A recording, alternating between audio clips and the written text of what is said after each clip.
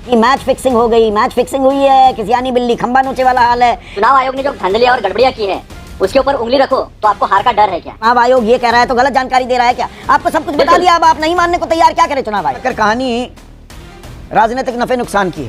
क्या है, क्यों नहीं सही करवा रहे? जंगल राज बना रखे हो क्या? कभी कोर्ट ने लालू जी के खिलाफ अब देख तू सारे शोरूम से गाड़ी उठा ली जाए, जो खुलेआम गुंडागर्दी सड़कों पर होती थी, वो बिहार वाकिफ है उससे। तेजस्वी साथ नहीं दिखते, कन्हैया कुमार अपना निकाल रहे हैं मार्च, कोई आरजेडी का नेता नहीं जाता।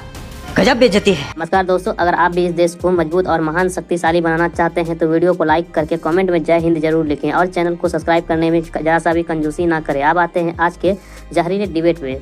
आज एंकर ने आरजेडी प्रवक्ता कंचना यादव से थोड़ा सा तीखे सवाल किए तो कंचना यादव पूरी तरह से बौखला गई और एंकर के सवालों से भागने लगी और डिबेट में चिल्लाने लगी। उसके बाद एंकर ने इसकी ऐसी क्लास लगाई कि कंचना यादव की बोलती बंद हो गई।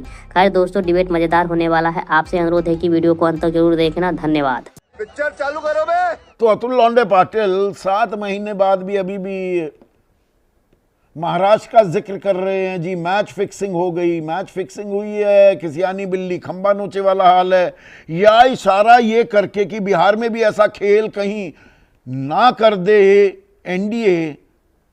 आप पहले से ही अपनी हार की भूमिका और कारण तैयार करने लगे हैं क्या? देखो, अभी ऐसा एक नया पैटर्न चला है, सवाल पूछा तो देशद्रोही, पाकिस्तान चले जाओ। और आजकल चुनाव आयोग ने जो धांधलियां और गड़बड़ियां की है उसके ऊपर उंगली रखो तो आपको हार का डर है क्या? ये नया नैरेटिव जो है ये बीजेपी को मुबारक। सच कहना और सवाल पूछना लोकतंत्र में सबका अधिकार होता है, वो हम कर रहे हैं। अभी मैं कुछ आंकड़े आपके सामने रखता हूं। कोई ऊपरी ऊपरी बात नहीं की है जिस तरह से इलेक्शन कमीशन दे रहा है ना, ऊपरी ऊपरी सवाल के जवाब, ये डिसरिस्पेक्ट टू लॉ है। सवाल पूछना डिसरिस्पेक्ट टू लॉ है। क्रोनोलॉजी समझो ना आप।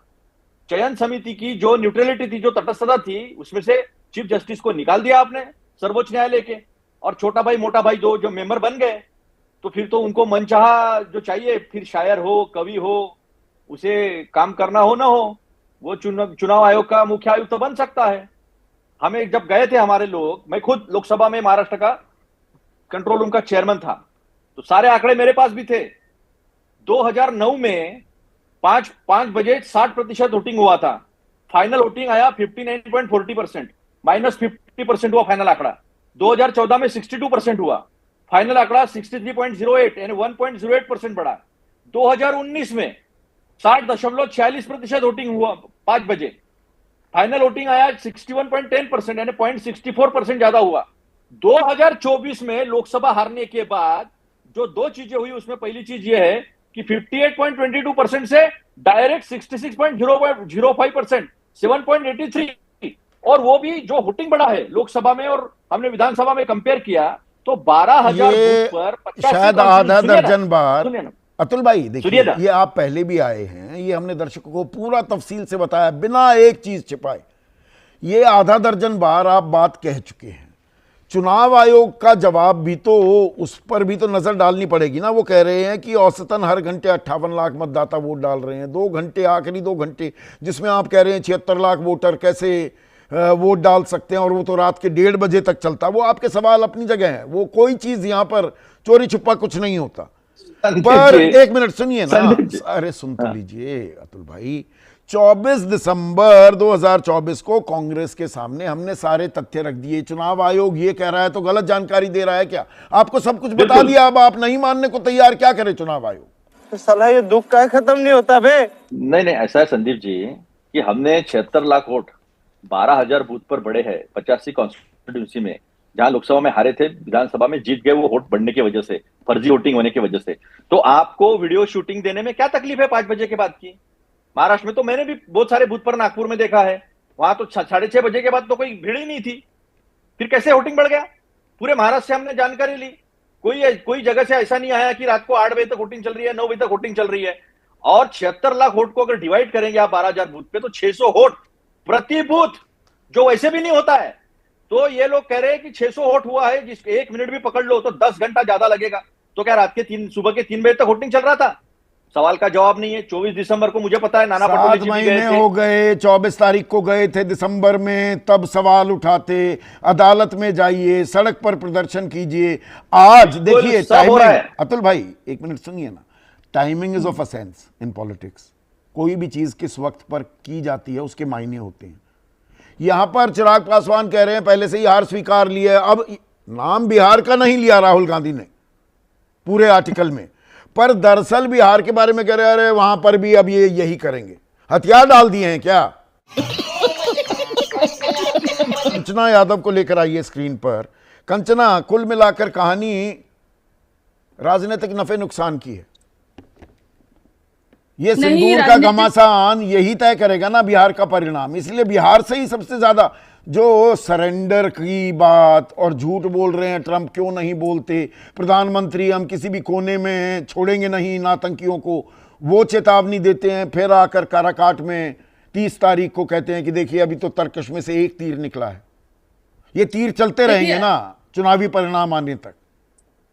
नहीं संदीप जी, जैसे राजीव जी ने कहा कि गैर जिम्मेदार, हमें लगता है कि देश में अगर कोई जिम्मेदार है सिर्फ भारतीय जनता पार्टी के लोग जिम्मेदार हैं, क्योंकि वो कोई जवाब देना चाहते हैं नहीं। अगर हम सवाल पूछे तो हम गैर जिम्मेदार हो गए, और ये बहुत अच्छा ट्रेंड इन्होंने निकाला है 2014 के बाद। मोदी जी से सवाल पूछिए, आप तो देशद्रोही हैं, आप तो देश विरोधी हैं। अगर आप अभी जैसे ये ना 1997 से आज तक ये कहते चले आए हैं कि जंगल राज जंगल राज जंगल राज। अब यही सवाल जब पूछ लिए राहुल गांधी जी, क्या आपने बिहार को कैपिटल बना दिया, तो ये क्या क्राइम कैपिटल बना दिया, तो ये कहते हैं कि ये तो बिहार विरोधी हैं, बिहार के खिलाफ है। अरे भाई 1997 में जिस घटना को आज भी कहते हो, वो घटना जानते हैं क्या था? वो घटना यह था कि पटना में जल जमाव हो चुका था, और हर साल होता है, आज भी होता है। उसमें कोर्ट ने समन किया म्युनिसिपल कॉर्पोरेशन को और उनके ऑफिसर्स को, डांटा कि ये सब क्या है, क्यों नहीं सही करवा रहे, जंगल राज बना रखे हो क्या? कभी कोर्ट ने लालू जी के खिलाफ, उनकी सरकार वो के जनता खिलाफ भी और जानती है। राबड़ी देखिए जी के कंचना, खिलाफ नहीं बोला था। अब इसमें लेकिन रफू आप करना चाहोगे आप लालू राज को, कहेंगे कि जंगल राज नहीं था, शादी हो रही है घर में,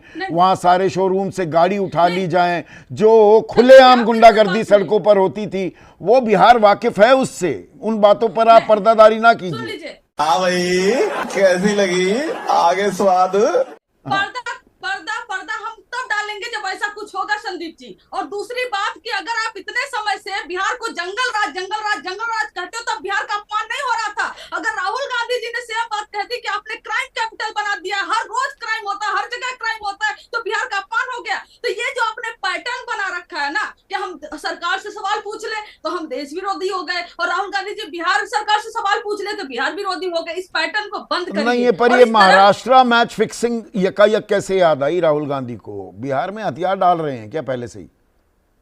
ये हथियार डालने की बात है ही नहीं, ये तो सवाल है सीधा। और सिर्फ बिहार के लिए नहीं, आगे आने वाले जो चुनाव होंगे, यूपी में होंगे, अदर जगहों पर होंगे, सेम सवाल पूछा जाएगा। इलेक्शन कमीशन वही है कि आप जब आपका इन्फ्लेट हो जाता है वोटर रोल्स में नाम, और आप जब टर्न आउट नहीं बताते हो, और इलेक्शन कमिश्नर ऑफ इंडिया जब वहां से आप चीफ इलेक्शन कमिश्नर को हटा देते हो, तो बहुत सारे ऐसे सवाल है जिसमें ट्रांसपेरेंसी की नहीं, कमी है। सवाल तो बिहार को लेकर भी है ना कंचना। एनडीए का तो सीट शेयरिंग का फॉर्मूला भी लगभग तय होता दिख रहा है, गठबंधन बिल्कुल इंटैक्ट है। आप तो साथ आने को तैयार नहीं, राहुल गांधी तेजस्वी साथ नहीं दिखते, कन्हैया कुमार अपना निकाल रहे हैं मार्च, कोई आरजेडी का नेता नहीं जाता। हो क्या रहा है? इंडिया में भय है क्या? तू समझा? नहीं संदीप जी, मैं आपको एक इन्फॉर्मेशन देना चाहती हूँ कि 15 दिन पहले हमारी एक कमेटी बनी है। हर कमेटी कि कौन मीडिया संभालेगा, कौन सोशल मीडिया संभालेगा, कौन ग्राउंड पे संभालेगा, कौन मैनिफेस्टो संभालेगा, और उसमें हर पार्टी के लोग हैं। ये कमेटी पूरी तरह से बन चुकी हुई है। और जहां तक सीट शेयरिंग की बात है, तो सीट शेयरिंग ना सूत्रों के हवाले से आपके पास नहीं आएगी, हमारे हवालों से आएगी, हमारे पार्टी के हवालों से आएगी। तो जहां तक बात इंटैक्ट और गठबंधन की है, तो इंटैक्ट सबसे ज्यादा अभी साथ इंडिया क्यों नहीं दिखते गठबंधन तेजस्वी और राहुल गांधी? ये कांग्रेस की रैली है, कांग्रेस भी तो अपने आप को मजबूत करेगी ना। पिछले बार का जवाब अभी तक दे रही कांग्रेस के, आखिर में क्यों कम सीटें आई, क्यों सरकार नहीं बन पाई? तो कांग्रेस की जिम्मेदारी, कांग्रेस के कंधों पे जिम्मेदारी इस बार ज्यादा है, और उसको अपने आप को प्रूव करना है और सरकार बनाने में मदद करनी है। अंतर तो कलह चल रही है क्या?